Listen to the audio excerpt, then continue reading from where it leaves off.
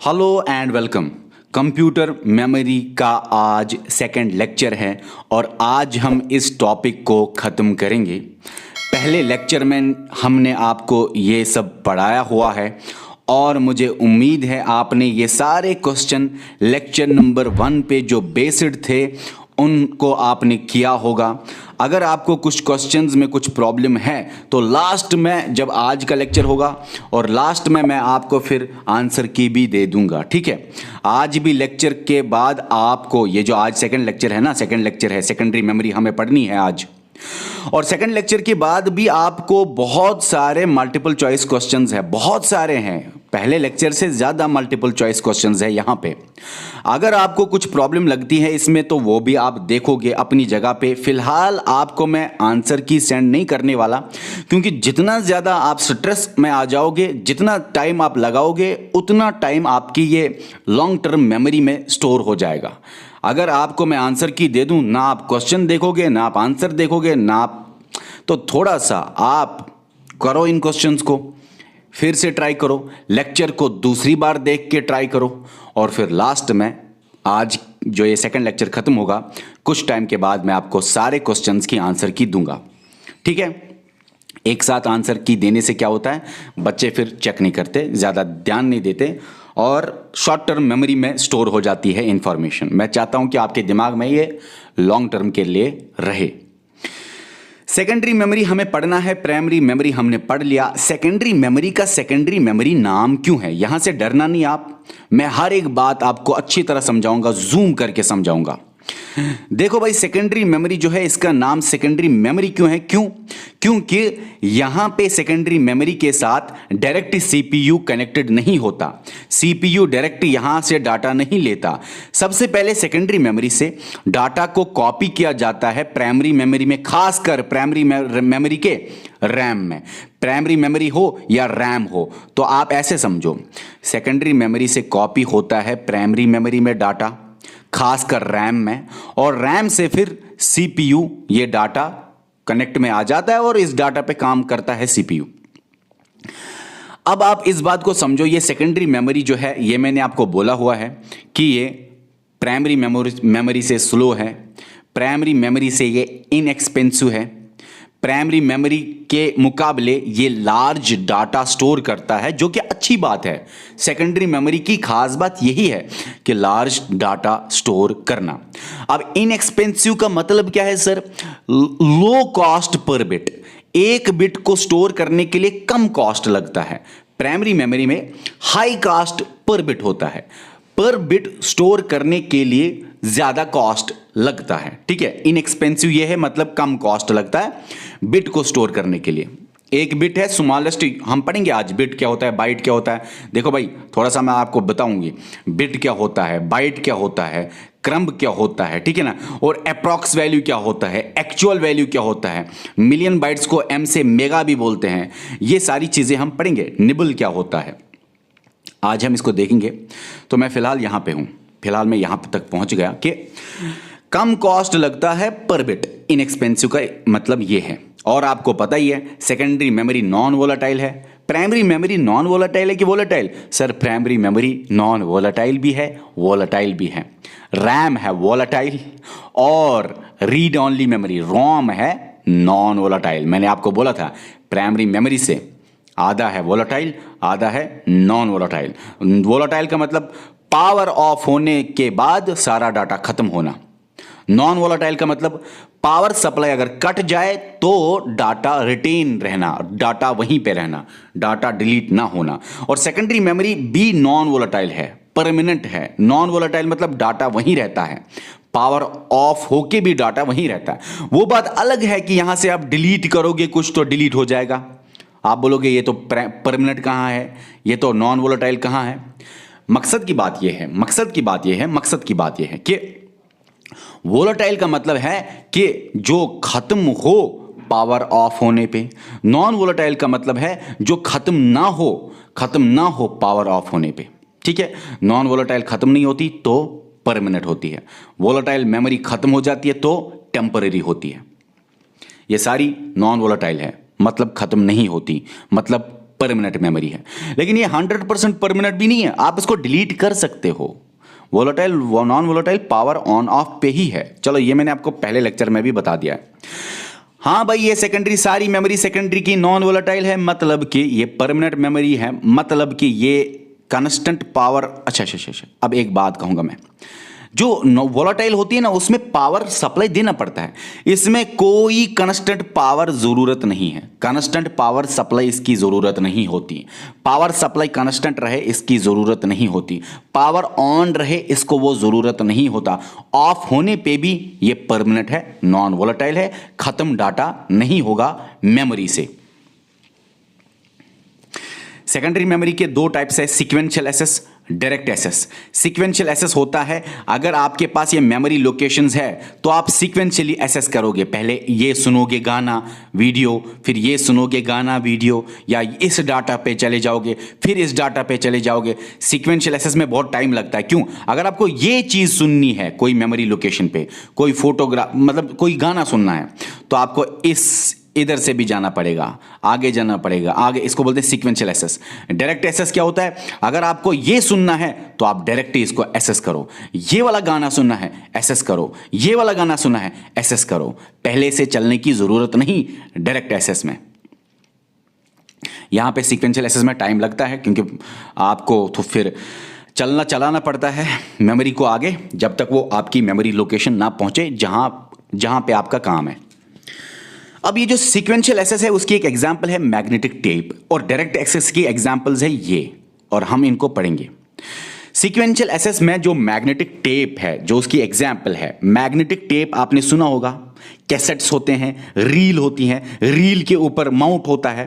देखो ना भाई, रील होती है गोल गोल, और उसके ऊपर प्लास्टिक फिल्म जैसा मैग्नेटिक टेप होता था। ऐसे रील है, रील के बाहर से प्लास्टिक फिल्म जैसा मैग्नेटिक टेप होता था, ठीक है ना, प्लास्टिक का बना होता है। उस मैग्नेटिक टेप का मतलब कि ये रील के बाहर ऐसे ऐसे होता था। कैसेट तो देखी होगी, रील के बाहर ये प्लास्टिक फिल्म है बाहर, ठीक है ना, जो कि मैग्नेटिक मटेरियल से बना है, मतलब कि मैग्नेटिक कोटिंग होती है फिल्म पे। तो समझना क्या है, मैग्नेटिक टेप रील के ऊपर होता है, और मैग्नेटिक टेप प्लास्टिक फिल्म का बना हुआ होता है। प्लास्टिक फिल्म क्या होती है? प्लास्टिक फिल्म होती है वो फिल्म जो मैग्नेटिक कोटिंग से बनी हुई हो, जिसको मैग्नेटिक कोटिंग की हुई हो, क्योंकि मैग्नेटिज्म क्या करता है? स्टोर कर सकता है इंफॉर्मेशन। मैग्नेटिक मटेरियल स्टोर कर सकता है इंफॉर्मेशन को। अब याद रखना इसका ज़रूरत क्या था। अब देखो ना, फिल्म अगर ये रील अगर आप खोलोगे तो ऐसी होगी। नॉर्मली 500 मीटर से 1200 मीटर तक इसकी लेंथ होती थी, और 2.5 मिलीमीटर से 225 मिलीमीटर तक इसकी विड्थ होती थी। ये विड्थ जो है वो कितनी? 12.5 मिलीमीटर से 25 मिलीमीटर तक। और ये कितना था? लेंथ कितनी होती है नॉर्मली? अक्सर कितनी होती थी या कितनी होती है? अब तो वैसे ये कम ही पाई जाते हैं, लेकिन कितनी होती है? 500 मीटर से 1200 मीटर। ये लेंथ में मीटर याद रखना, विड्थ में मिलीमीटर याद रखना। सर इसका काम क्या था? याद रखना, अब था ये सबसे मुश्किल काम था इस पे करना, लेकिन सबसे ज़्यादा डाटा यही होल्ड करता है। जितनी भी प्राइमरी मेमोरी है, जितनी भी सेकेंडरी मेमोरी है, अगर सबसे ज़्यादा डाटा किसी बिजनेसमैन को, किसी इंडस्ट्री को, किसी भी सेटअप को अगर डाटा सबसे ज़्यादा होल्ड करना होता था, स्टोर करना होता था, तो magnetic tape best alternative. Magnetic tape सबसे बेस्ट था, मतलब कि होल्ड करता है ये मैक्सिमम डाटा। ये है खास बात मैग्नेटिक टेप की। होल्ड करना मैक्सिमम डाटा मतलब बैकअप स्टोर के लिए ये लगता था। वो चीजें जो आप डायरेक्टली रोज रोज इस्तेमाल ना करो, लेकिन बैकअप में स्टोर रखना चाहते हो, आप उसको स्टोर रखना चाहते हो ताकि आगे मत कभी जरूरत पड़े, तो उसके लिए ये मैग्नेटिक टेप इस्तेमाल होता था। मैग्नेटिक टेप रील्स के ऊपर प्लास्टिक फिल्म जो मैग्नेटिक कोटिंग से बनी हुई होती है, ये लेंथ है, ये ब्रेड्थ है। मैग्नेटिक टेप के फायदे, होल्ड कर सकता है मैक्सिमम डाटा, बहुत बड़ा डाटा ये होल्ड कर सकता है, मैक्सिमम डाटा ये स्टोर कर सकता है। इसीलिए तो बैकअप स्टोर के लिए इस्तेमाल होता था। बड़ी बड़ी कंपनियां ज़्यादातर इसको इस्तेमाल करती हैं बैकअप स्टोर करने के लिए। बैकअप डाटा होता है जो रोज़ रोज़ ज़रूरत ना हो, क्योंकि रोज़ रोज़ ज़रूरत होता तब सीक्वेंशियल एसेस गलत होता, क्योंकि रोज़ रोज रोज सिक्वेंशियल एसएस टाइम लेता है काफ़ी, इसलिए बैकअप स्टोर जो रोज ज़रूरत ना हो, आगे कभी रिकॉर्ड के लिए ज़रूरत होता था वो। अच्छा। उसके बाद हम पढ़ेंगे डायरेक्ट एक्सेस। डायरेक्ट एक्सेस होता है, हाँ भाई, डायरेक्टली आप जाओ और एक्सेस करो, डायरेक्टली आप जाओ, एंटर करो मेमोरी लोकेशन पे और सुनो गाना, देखो वीडियो, जो करना है करो, डायरेक्टली कर सकते हो आप, सीक्वेंशियली करने की जरूरत नहीं। डायरेक्ट एक्सेस में magnetic disk, optical disk, electronic storage, ये 3 टाइप्स है। मैग्नेटिक डिस्क वैसी, अच्छा देखो मैग्नेटिक, ये भी मैग्नेटिक टेप है, ये डिस्क नहीं है, ये मैग्नेटिक डिस्क है। लेकिन एक बात बताऊं, मैग्नेटिक टेप और मैग्नेटिक डिस्क, जिसमें ये 2 डिस्क्स हैं, इन दोनों को, मैग्नेटिक टेप और मैग्नेटिक डिस्क, इन दोनों को बोलते हैं मैग्नेटिक स्टोरेज भी। ठीक है, ये भी याद रखना, आप लिखा नहीं है कहीं लेकिन याद आया मुझे। इसको बोलते हैं ऑप्टिकल डिस्क या ऑप्टिकल स्टोरेज, इसको बोलते हैं इलेक्ट्रॉनिक स्टोरेज। ठीक है, अच्छा सर मैग्नेटिक डिस्क कौन कौन सी है? हार्ड डिस्क और फ्लॉपी डिस्क, ये आप याद रखो, हार्ड डिस्क ड्राइव और फ्लॉपी डिस्क ड्राइव। इसको फिक्स्ड डिस्क ड्राइव भी बोलते हैं, इसको लूज डिस्क ड्राइव भी बोलते हैं। वो नहीं लिखा है लेकिन बता दिया मैंने आपको, क्यों, यहां पे पता चलेगा आपको। हाँ, इसको फिक्स्ड डिस्क ड्राइव भी बोलते हैं, इसको बोलते हैं लूज डिस्क ड्राइव भी या रिमूवेबल डिस्क ड्राइव भी। चलो भाई समझेंगे इस बात को। देखो हार्ड डिस्क, फ्लॉपी डिस्क, दोनों के दोनों में होता है मैग्नेटिज्म में इंफॉर्मेशन स्टोर। हम पढ़ रहे हैं स्टोरेज, तो डाटा होता है store due to magnetic fields या मैग्नेटिक डोमेन्स, अगर मैं ज्यादा अच्छी तरह बात करूं।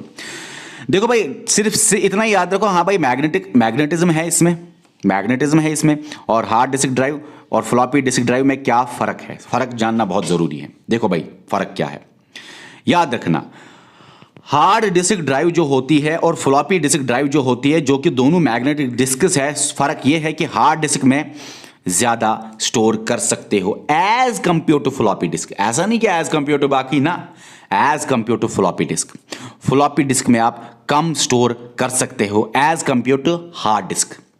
लेकिन एक बात बोलूं, फ्लॉपी डिस्क का ही एक बाई, उसका अल्टरनेटिव, उसी के जैसा एक और डिस्क है जिसको बोलते हैं जिप डिस्क, जो फ्लॉपी डिस्क की तरह ही है, लेकिन फ्लॉपी डिस्क से थोड़ा सा ज्यादा स्टोरेज होती है।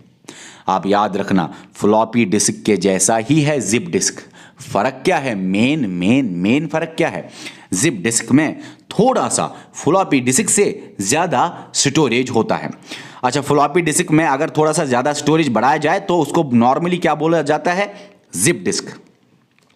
हार्ड डिस्क ड्राइव में वो फास्ट है, देखो फास्ट है, ज्यादा स्टोरेज है तो कॉस्टली भी होगा, ये कम स्टोरेज है, स्लो है तो चीप होगा। किससे, हार्ड डिस्क से। ओके, अब इसको बोलते हैं फिक्स्ड डिस्क, तो फिक्स्ड डिस्क होगी, मतलब आप इसको बाहर नहीं निकाल सकते। देखो भाई फ्लॉपी डिस्क को आप आराम से बाहर निकाल सकते हो, ये रिमूवेबल डिस्क होती है। आजकल फ्लॉपी डिस्क नहीं चलता, क्यों? क्योंकि इसको रिप्लेस किया गया है, सीडी ने, पेन ड्राइव ने, बाकी मेमोरी ने, डीवीडी ने इसको रिप्लेस किया। तो फ्लॉपी डिस्क आज ज़्यादा नहीं चलते, हार्ड डिस्क अब भी चलता है, हार्ड डिस्क बहुत ज़्यादा चलता है।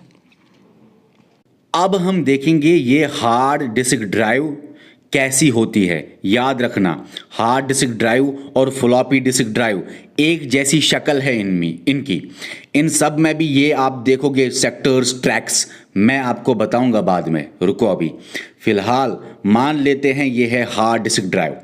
इसमें क्या क्या है आपको याद रखना है। इसमें सबसे पहले ये जो प्लेट है, ये इसको बोलते हैं प्लेटर। देखो प्लेट से प्लेटर, ठीक है, आसान है ना। और उसके बाद ये यहाँ पे होता है हेड। हेड का मतलब कौन सा हेड सर, यहाँ पे हेड लिखा है लेकिन पूरा लिखना था इसको, रीड राइट हेड। ये होता है रीड राइट, जो कि रीड और राइट करे, हेड जो कि पढ़े समझे, इंफॉर्मेशन को उठाए वहां से और बताए कि इस डिस्क में क्या गाना लगा हुआ है, क्या मूवी है। ठीक है, यहां तक तो क्लियर है, और क्या इंफॉर्मेशन है शॉर्ट में।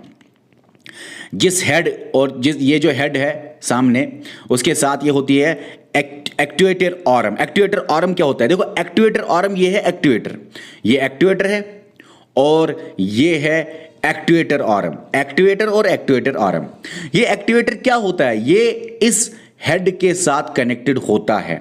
ये इस रीड राइट हेड को पोजीशन देता है, ये इस रीड राइट हेड को कंट्रोल करता है, ये इस रीड राइट हेड के साथ अटैच्ड होता है। या रीड राइट की इंफॉर्मेशन यहीं से जाती है। रीड राइट को कंट्रोल एक्टिवेटर ही करता है, एक्टिवेट करता है ये रीड राइट को शॉर्ट में, ठीक है। अब समझो इस बात को, ये एक्टिवेटर है, ये एक्टिवेटर आर्म है, यहां पे रीड राइट हेड है, ये तो प्लेटर है, ये तो प्लेटर हो गए। और आपको मैं बताऊं ये बीच में ये क्या है, ये है स्पिंडल, स्पिंडल है ये, स्पिंडल, ये सारा स्पिंडल है ये, ठीक है। याद रखना, इतना ही नहीं, ये है स्पिंडल, ये है बाकी प्लेटर, ये है रीड राइट हेड, ये है एक्टिवेटर आर्म, ये है activator. Activator read write head को ही कंट्रोल करता है। यहां तक तो ठीक है। अब जो ये प्लेटर है, प्लेटर प्लेटर प्लेटर आपके सामने ये प्लेटर, उस प्लेटर को मैं यहां पे लाऊं और आपको कुछ समझाना चाहता हूं। ये प्लेटर क्या है? ये प्लेटर सर्कुलर मेटल डिस्क होती है। आपके सामने ये प्लेटर का सर्कुलर मेटल डिस्क होती है, लेकिन इसके अंदर भी कुछ खास बात है। एक तो ये सर्कुलर वाले, ये सर्कल जो मैं बना रहा हूं, इनको बोलते हैं रिंग्स या सर्कल्स। ये क्या होते हैं रिंग्स और सर्कल्स? इन रिंग्स और सर्कल्स को बोला जाता है ऐसे ऐसे ट्रैक्स। क्या बोला जाता है इनको? ट्रैक्स। ट्रैक्स बोलो या रिंग्स बोलो, आप समझो इस बात को।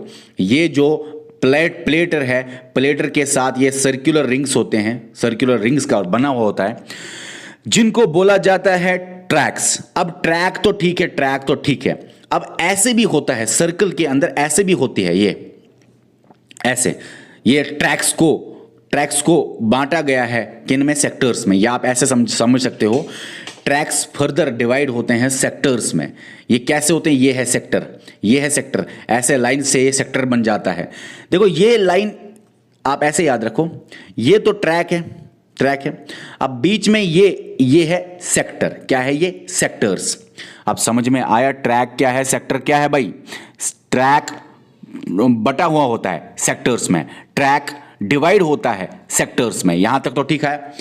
हाँ भाई, सेक्टर जो है, सेक्टर कितना इंफॉर्मेशन स्टोर कर सकता है? याद रखना अप्रॉक्सीमेटली 512 बाइट। एक बार ये सवाल आया हुआ है, कभी कभी ऐसे सवाल आते हैं ना जो कि किसी बुक पे आप नहीं देखोगे, जो कि आपको कहीं पे नहीं मिलेगा। कुछ ऐसे सवाल होते हैं जो कि एक्सेप्शनल होते हैं, ठीक है। समझो इस बात को कि ये ऐसे ऐसे प्लॉटर पे सर्कल सर्कल ट्रैक्स, और फिर ऐसे ऐसे छोटे ये इनको बोलते हैं सेक्टर्स। क्या होते हैं? सेक्टर। और सेक्टर में ही इंफॉर्मेशन ज्यादातर स्टोर होती है। सेक्टर में 5.512 बाइट अप्रॉक्सीमेटली स्टोर होती है इंफॉर्मेशन। बाइट क्या होता है ये मैं आपको बता दूंगा। अब याद रखना, एक डिस्क को फॉर्मेटिंग करने का मतलब क्या होता है? फॉर्मेटिंग करने का मतलब होता है ट्रैक्स में और सेक्टर्स में डिस्क को तोड़ना और उनमें इंफॉर्मेशन स्टोर करना, उसी को बोलते हैं फॉर्मेटिंग। क्या होता है फॉर्मेटिंग? एक डिस्क को ट्रैक्स में और सेक्टर्स में डिवाइड करना, तोड़ना, बनाना और उनमें फिर बाद में इंफॉर्मेशन स्टोर करना, ठीक है। अच्छा, अब आपके सामने कोई फाइल है, आपके मोबाइल में, लैपटॉप में, कहीं पे भी, इस डिस्क में, हार्ड डिस्क में फाइल है। फाइल इतनी बड़ी है जिसने 2 ट्रैक्स को जमा किया है। मान लेते हैं फाइल इतनी बड़ी है। अगर फाइल इतनी बड़ी है और जहां तक ये फाइल की लोकेशन है, जहां तक ये फाइल का स्टोरेज है, फाइल जहां पे है, मेमोरी में जहां पे फाइल है, शॉर्ट में कोई भी फाइल, वीडियो, ऑडियो, फोटो, कुछ भी, लेकिन फाइल है इतने में स्टोर।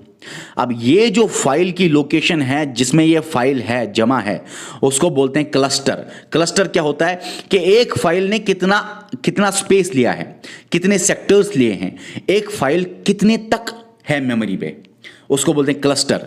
फॉर एग्जाम्पल, आपके सामने कोई मूवी है, उसने इतनी जगह ली हुई है, वो जगह लेना मतलब क्लस्टर है, वो फाइल का एलोकेशन हो गया है मूवी फाइल का, ठीक है।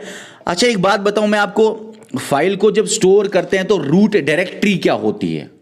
मतलब main folder on the storage device, उसको बोलते हैं root directory. Main folder storage device पर, उसको बोलते हैं रूट डायरेक्टरी। क्या बोलते हैं? या आप ऐसे भी बोलो, main directory of the disk. Disk की जो मेन डायरेक्टरी होती है उसको बोलते हैं रूट डायरेक्टरी, या मेन फोल्डर, उसको बोलते हैं रूट डायरेक्टरी।